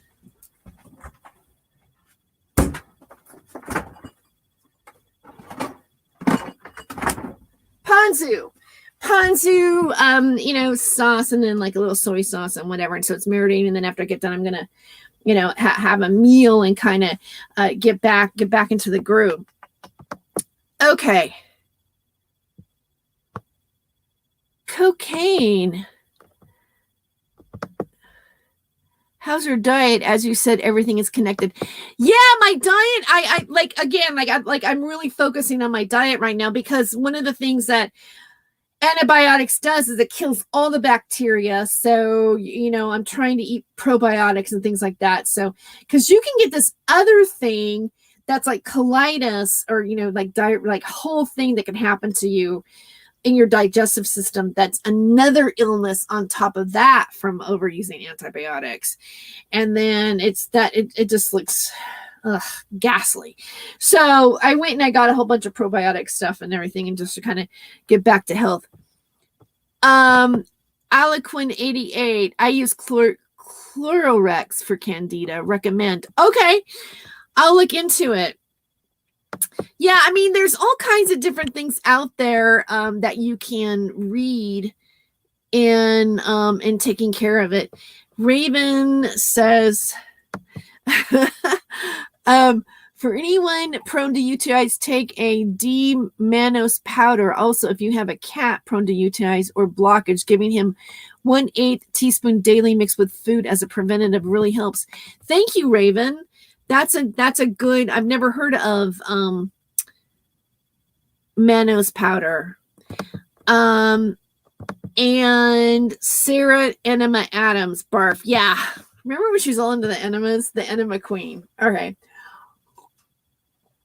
All right. So there's a couple things that. One thing I want to show you that I thought was kind of interesting. And yes, probiotics are fun. Yeah, they are. I mean, you'd hear all these, probiotics. Like what? I think it really does make a difference. The main thing is dealing with stress. I think stress is a killer. And okay, so a couple things I want to think about my channel right now, and I hope you guys will like that. Or that, that I will be producing content that will be of interest to you, and with a positive. I want to bring something like more positive. For example, like I said, I was in my hotel room and I was watching. It just so happened on my birthday, right? Because thinking about everything, like I'm moving, and I've got the new channel, and there's like like I see the illness as a lesson. Take care of myself, take care of me, take care of the basics. Like, you can't help other people until you help yourself. It's like, that's a big lesson for me. I really feel, like a lot of people, I feel like some of the people that are negative towards me, that don't want to ask questions that I'm asking, right? Like Taj or whatever.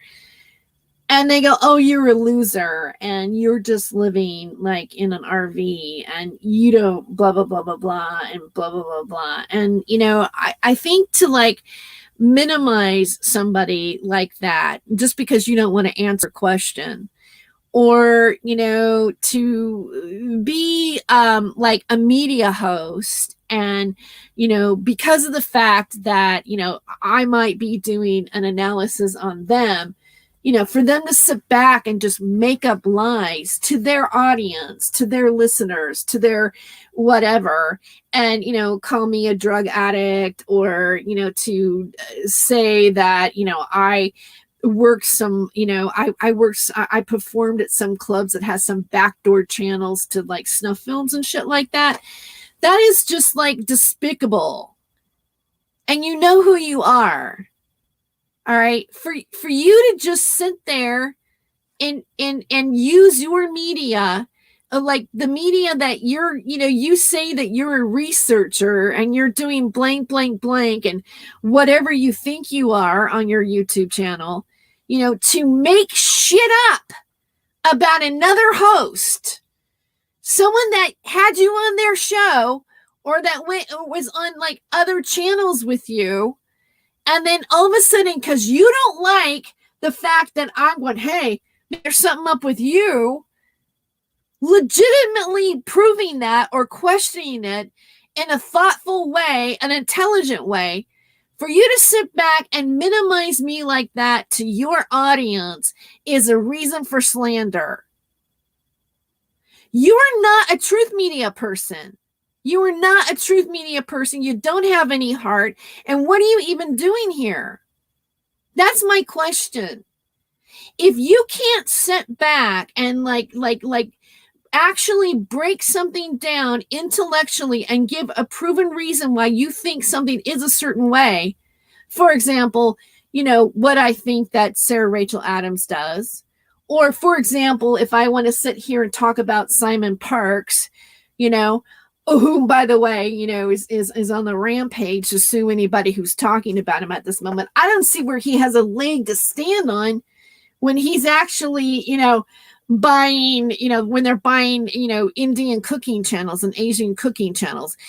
And yet people still follow him. And yet, when I'm on my Facebook page, or when I'm on, Instagram, people that I really care about me are still sending me 107 shit. Or who's this other guy, Michael Jocko or whatever. Have you seen Truth? There's another guy in the UK, Kevin just recently interviewed him, Charlie Ward. Charlie Ward's own son is coming out and outing his own father as being a hoaxer. And yet this still goes on. And yet these people are still, continuing what they're doing. Now, maybe nobody cares, right? I care. I care for the fact that, in some ways, as people, look what's going on. Look what we're experiencing right now. And we're trying to figure out what's going on. What is the truth? Where are the real UFOs? What is it that we're really looking at? We have all these other people out there who have decided to make a profit. they've decided to like to spin things. So what? So they have an ego. So they spin some story that they're, a super soldier, or, and I'm not saying, people aren't, using psychic abilities in the military, or people aren't, doing certain things, but some of this stuff is just really outlandish, and they have holes in their story, and or some of the characters end up going to prison, etc., i.e. James Casbolt. So being said, going down the rabbit hole can get dark. Understand why you would want to feel positive. I step away from the abyss often. Yes, I mean, in a way, I feel like I've been wounded in battle, in a way. You know what I mean? It's like, I gotta sit down and like regroup, and I want to think about what am I doing here? Like, what is it that I want to contribute to people? And how do I want to do it, and why do I want to do it? It's almost like, well, if you want to move on, then you can't take the same toxic baggage with you. Like, if you want to have a new relationship, then you got to do something new in yourself to have the new relationship. Either you, next time, I see it again, the same hook, the same whatever, I cut it off faster. Life is short. Like, you think when it isn't until you get kind of sick in a scary way that you're like, oh my God, I could lose this. Like you think, oh, it's not a big deal. Well, it's not a big deal. I'm going to be fine. But then all of a sudden it festers into something much bigger. You're like, no, it's not okay. And my thought is like, and my channel grew a little bit without even me doing anything. Like, I did get a few more subscribers, so I want to thank those of you guys who are here. Welcome. So here's what to expect in the future. My next thing, and I meant to do this earlier, I really want to explore John Irwin again. He is the guy from the UK Special Forces. I think his story is legitimate. If anything that Miles Johnston ever brought to the table, it would have been John Irwin. And I find it fascinating that, that everybody who talks about him that's associated with Miles Johnston seems to mucky up his story. Also, there was... when Sandra DeRoy came out and, said that she had new information surrounding Max Spear's death, she said that John Irwin attacked Miles Johnston or choked him, which, John Irwin said, oh, that didn't happen. And I don't want to go to like focus on the drama of these people that have been surrounding with him. But I think it's interesting that they keep dropping his name or bringing him up in the context to their stories. But more than that, I really think that he deserves to be explored. He really does have a really interesting story. And before I interview again, because he's agreed to do a show with me, which I'm very excited, and I'm going to schedule that. But before I do that, probably on Saturday night, I'm going to do a like, who is John Irwin, and just kind of give bullet points of things to know about him, and to prep everybody to want to get ready to actually hear John Irwin himself.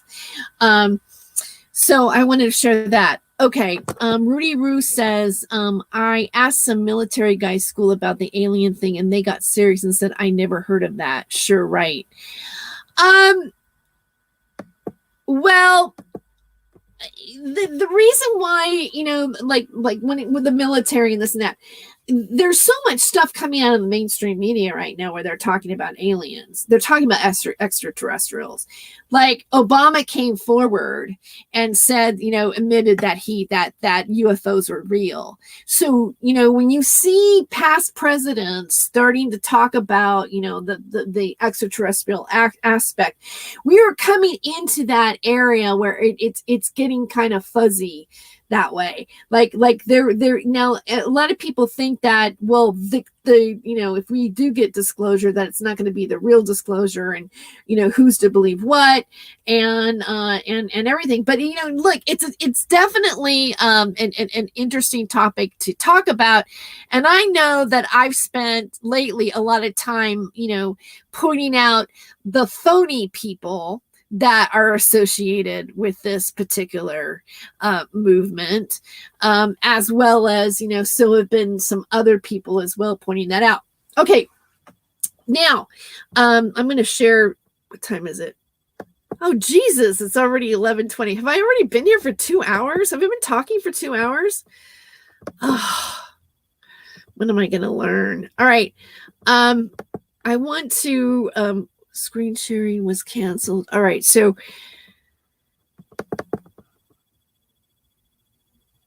you think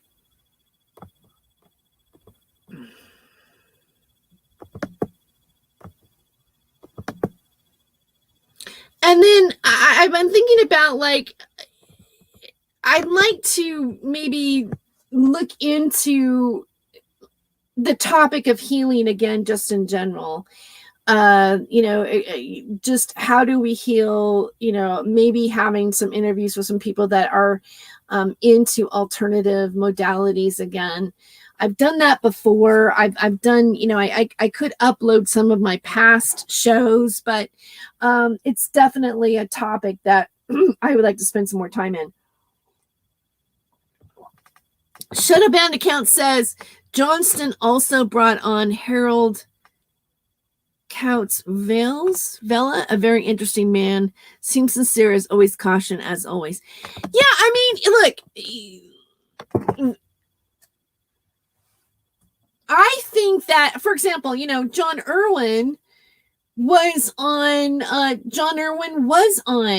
Miles Johnston's show, right? I mean, and John Irwin is legitimate. I think that there have been people that have been associated with Miles Johnston that had real stories, or are good guests. I mean, look, in a way, it's almost like with Miles Johnston and some people, it's like taking some of the guests as with discernment.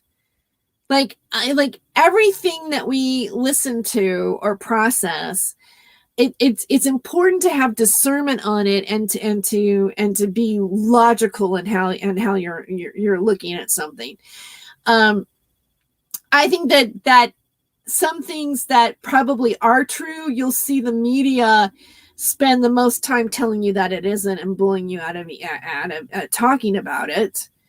I mean, the things, the censorship that has taken place on, the social media platforms. Granted, yeah, they get to get away with it because they're private companies and they're following the European Union laws, and they're not following like the United States. They're not following freedom of speech the way we believe it. We don't even have, at this point, we don't even have freedom of the press. I think it's a huge violation that when the Hunter Biden story came out in the New York Times, that Twitter and Facebook decided to stop that mainstream story being shared on social media because they were afraid it was going to affect the elections. Like to whose side? That is not the American way that we've been. I mean, if you listen to the speech by John F. Kennedy, that wasn't what he was telling us back then. It was to beware of the day that we're at, of what we're actually really experiencing. Beware of these particular days. what difference does it make? I mean, what I think here, overall in the bigger picture about any opinion that's out there. But apparently, even I must have more juice. Being even having a smaller channel right there now that still has to have some sort of exertion over and talking about the things that that I'm talking about, or I have been talking about. I am thinking about looking into Vimeo in terms of taking some of my other material and uploading it. I'm not sure about being associated right now with the other channels that have more freedom in their expression, like for example BitChute or maybe Rumble or some of these other channels, because I'm kind of afraid that that my association to those particular networks will end up backfiring overall on me. The fact that, because in a sense, and I'm if you Google my name, you're going to see comedy stuff come up. That's the first thing that's going to come up for me. You're not going to see, fringe conversations. You're going to see Not My Rabbit Hole, because Not My Rabbit Hole is getting, a lot of, pretty good internet branding is starting on that because of the fact that I have it on Spotify and all the other channels and everything, but that still has a comedic twist. Like there's a comedic aspect to this. Now my channel, this particular aspect, my live streaming, I talk about other topics and this and that. It's not exactly like the podcast, but but if you look at me online, and I have a pretty good online presence, but it's with entertainment, it's with comedy, and it's not UFO stuff. I'm not selling med beds. I'm not claiming to be a super soldier. I'm not a psychic warrior. I'm not a Jedi. I'm not talking about any of those esoteric, types of things that are associated with me personally. Now, one of the things that I don't no longer want associated with me would be anything that would be considered to be right wing, or booing on conspiracy, or any of that stuff. For me to have that kind of a label, which is like, one of the reasons why a lot of that material went away, because of the fact that I had, whether I talked about it positive or negative, it still was like the way I did it actually ended up getting me, axed in some of the topics that I'm talking about. I don't want that branding right now. In a way, it was a blessing to have all of that digitally wiped off of me. I will say this that I found interesting. Some of the people that were in the entertainment business that I had broken ties with over the election and the argument are now back in my life. Bygones, let's let bygones be bygones. How are you, darling? And it's kind of interesting that it's almost like remorphine, whatever. And it's not like I want to, sit and be, not honest in what I really think. I think you guys know what I really think about stuff. But now, it's like we have to be very careful about how we communicate those things. It either has to be a joke, it either has to be sarcasm, or it has to be subtle with our code words as we're talking about it. I have to admit, it was disturbing to me to hear Sean Atwood tell me that he was shaving down these particular things that I had on my channel still, because he was concerned that YouTube was going to penalize him for it. And, a lot of people will say, well, you know what? Sean Atwood is he's controlled. He's controlled. Yeah, yes. He has a producer that he has to, there's I guess a company or whatever. He has to answer to someone with what he's doing. he has to answer to somebody. There are things that you may have knowledge. You might be even a journalist or reporter or something like that. You might have knowledge of something, but you might be on a radio network, a mainstream, whatever, and they will tell you cannot talk about this. They will flat out tell you what you can and cannot talk about. Now, if you want to, say, hey, screw you, I don't care about you guys. I can talk about whatever I want, but what is the point of allowing the ability to communicate about some things at the risk of that particular topic that you want to harp on so bad on, that you want to say, oh, well, I want to, I've got to talk about this. Okay. Well, then expect yourself to be axed from certain areas if those are the only things that you want to focus on. So I want to get back to Dick Gregory. All right. Dick Gregory was I hadn't realized that Dick Gregory, first of all, he was amazingly funny. And he made jokes at a time where racism was just, rampant in a way that not comparative to today, but it seems like we're still dealing with the same things. But back then, they had to, Black people had to sit at the back of the bus, and they couldn't stay in the same hotel rooms when they were working as entertainers, and they had to drink out of different water faucets. And this is the time where Dick Gregory lived in. And he would go up on stage. The documentary starts off with, spoiler alert, but the documentary starts off with him, being at the Playboy, one of the Playboy events, when they had not Playboy channel, but remember when, Mr. Playboy, Hugh Hefner, had those shows, where he did at his party and everything like that. He goes, oh, we're at the party at the mansion. And we got Lenny Bruce over here. And then Lenny Bruce would be there, and all these different entertainers would come in and kind of spontaneously entertain. That was a very cool show. Again, Dick Gregory was performing, and it was like an all white Southern group of old men, not old men, but men, white men. And even Hugh Hefner said, maybe you should sit this one out. It's okay if you don't want to go up in front of these people. And he went up, and he said things and that were really honest in the moment, and he was funny, and he won that night, and his career skyrocketed after that in terms of being a comedian. And then when the civil rights movement happened, and Martin Luther King Jr., and he worked alongside him and marched and did all these different things, he put his stand-up aside.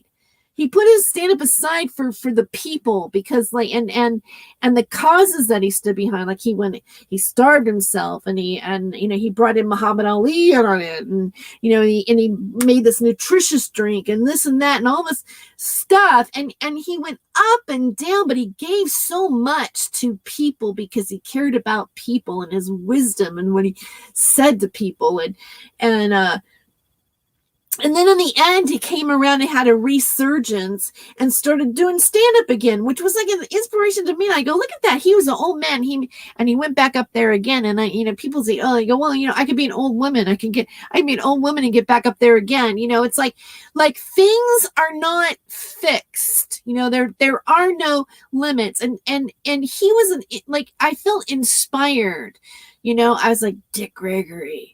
And I go, wow, that's doing it. That's using all of your abilities and all of your way of speaking and all of your talent to make something better, to do something better for people. Even if it's even if you don't change a reality, the only way that we're going to be changing is by changing our consciousness, like saying something and being there and being present about something that is going to change the way we think.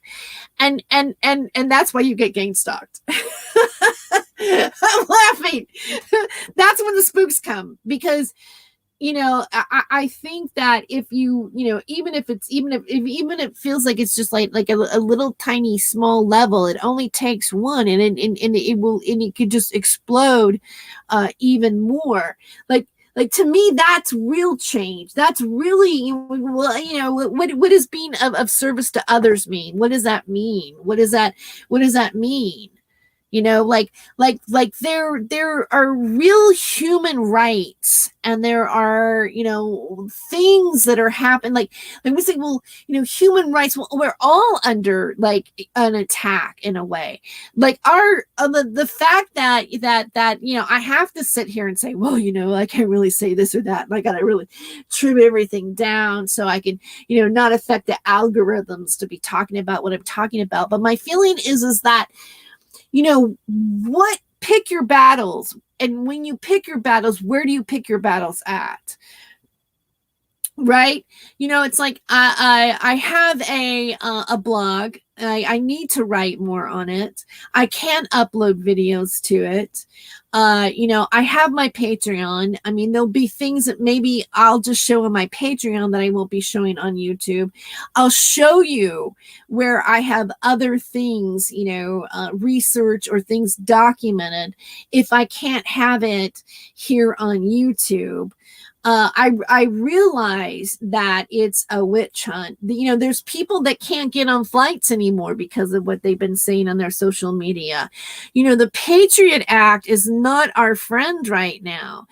And so, we may end up, being under attack simply because of who we worship, what our religion is, what our belief system is, what we thought happened at the election, whether or not we trust, whether or not we trust these things or not, when we say no, when, like again, now what Joe Biden said, people are going to be knocking at our door, like forcing things on us in ways that we may not even know, like, my God, what's happening here. And, like I said, I'm already seeing my peers already do the ostracization. Well, if you're not going to do this and you're not going to do this, well, then you're not my Facebook friend. You're the one wearing the clown shoes. The ones who say, I don't think the emperor's wearing any clothes, they're being told that they're wearing clown shoes.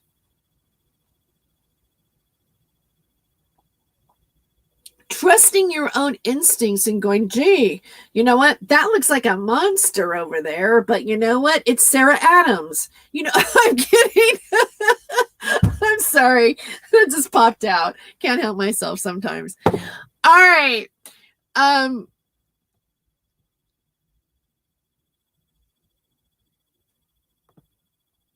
Okay. Shadow ban account. Let me see.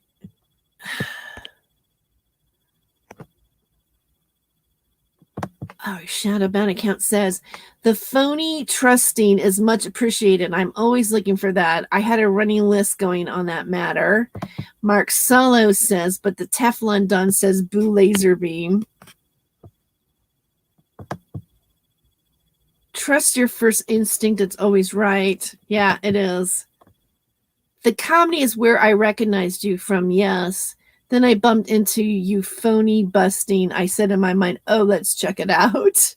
Then I thought, holy, Terry is based. Huh. Okay. Don't let the truth offend you. Let it change you.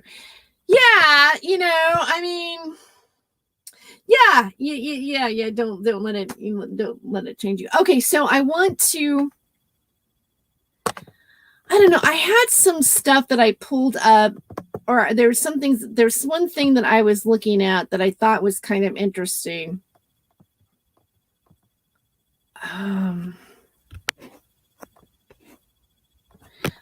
Let me go to my library here for a second. Have you guys been hearing the Sean Atwood did a thing on it, the Kurt Cobain and Courtney Love thing is coming into life. Okay, here. Let me do this. This is fun. All right, I want to show you guys the Alien Warrior comedian stand-up routine. Giving us a just for fun. You guys want a little comedy? It's not mine, but it was a guy that I ended up interviewing. And let's see. Let me make sure that let me do this right.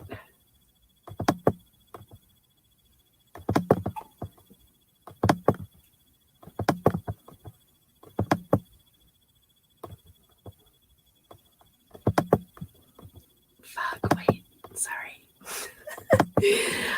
This is my other channel that I did, my Hollywood Hemptress Hour channel, and this was on Atomic Comedy, and this is before we got the other we didn't have the StreamYard and this and that, but this, I think this is kind of cool the way he had this set up. But okay, here we go.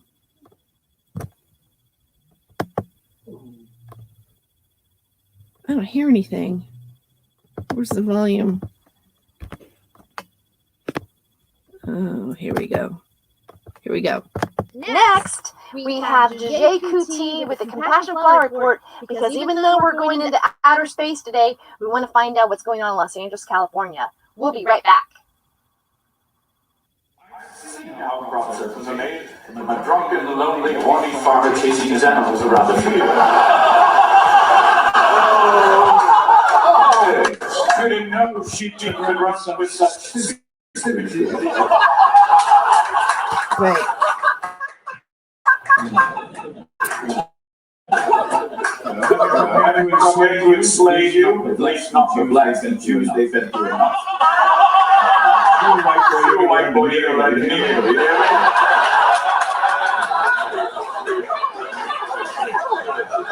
I'm from the planet Centauri 4. It's just like a beautiful Los Angeles, except you can find people who speak English. I'm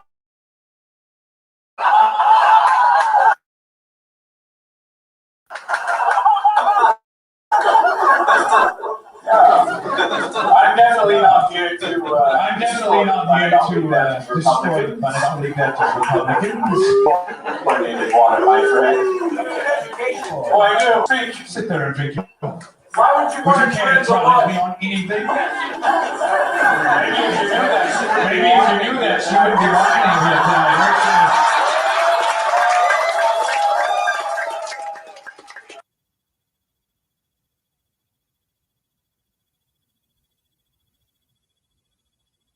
Okay, I thought there was more to it than that, but that's kind of I thought that was interesting because he's the alien comedian, right? Hey everybody, welcome back to Doable Discipleship. It's a Saddleback Church podcast. It's designed to help you deepen your faith, or as well. Okay, I don't know what that was all about, but okay, so was there an echo? Oh, that sucks. Don't let the truth offend you. Okay. There is let me see if I can find it. I just kind of thought this as an afterthought of something. Mainly I just kind of wanted to talk about the healing process and then what it was like and then why that I'm still here. That that I just wanted to kind of say hi to you guys and then reconnect and let you know what was going on. And that's basically pretty much it. I mean, I other than that, I didn't really have, I just wanted to talk about healing and what it was like and what had happened and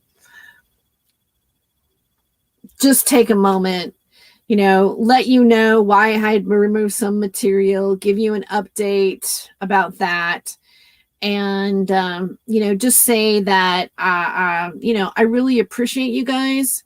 And I appreciate you for checking in. And just hopefully you'll be a little patient with me. I still am healing. Like even tonight, I was like, but I thought, no, just put some makeup on and, get it out there and, share with everybody what's happening so nobody worries about me. And, kind of let just what's going on. All right.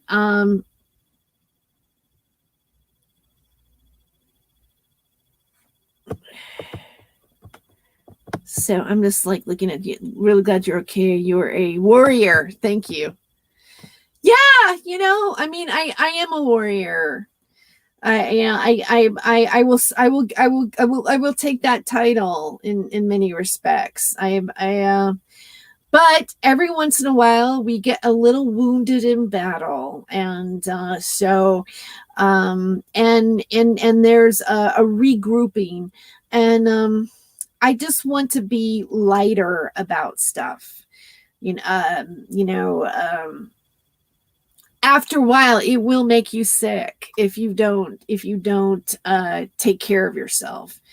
And so anyway, I'll be back on Saturday, and I'll put up a picture, and I'll go into my analysis of John Irwin, and then I'll schedule a show with John Irwin.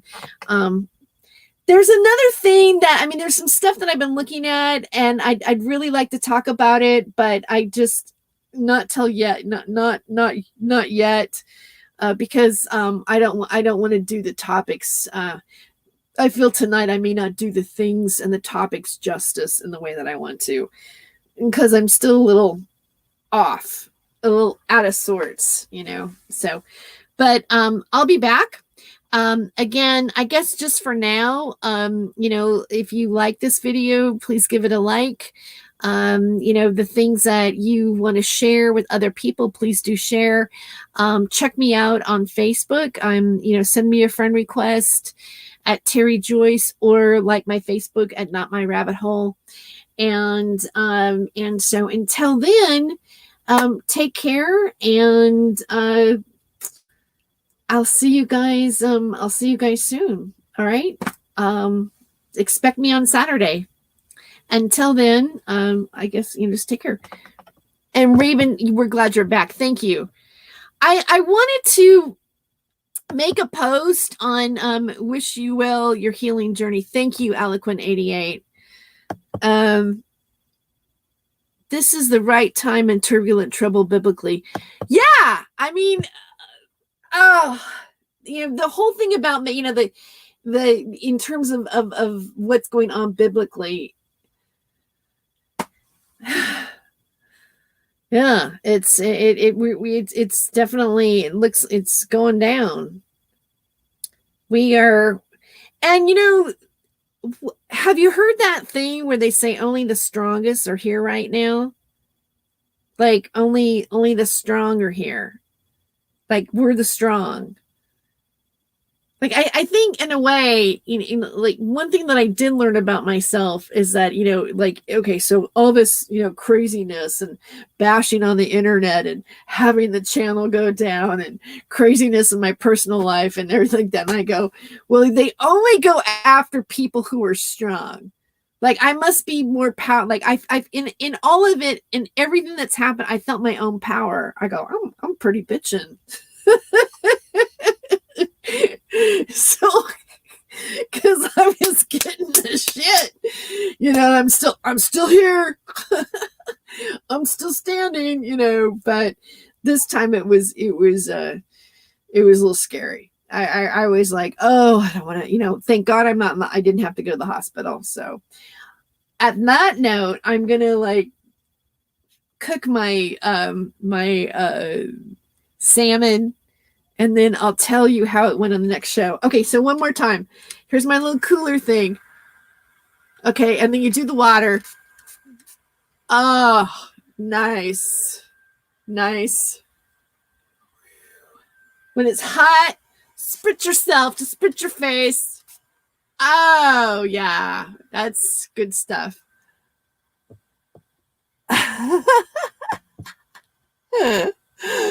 All right. Good night, you guys. I love you. Take care. Until next time, be well.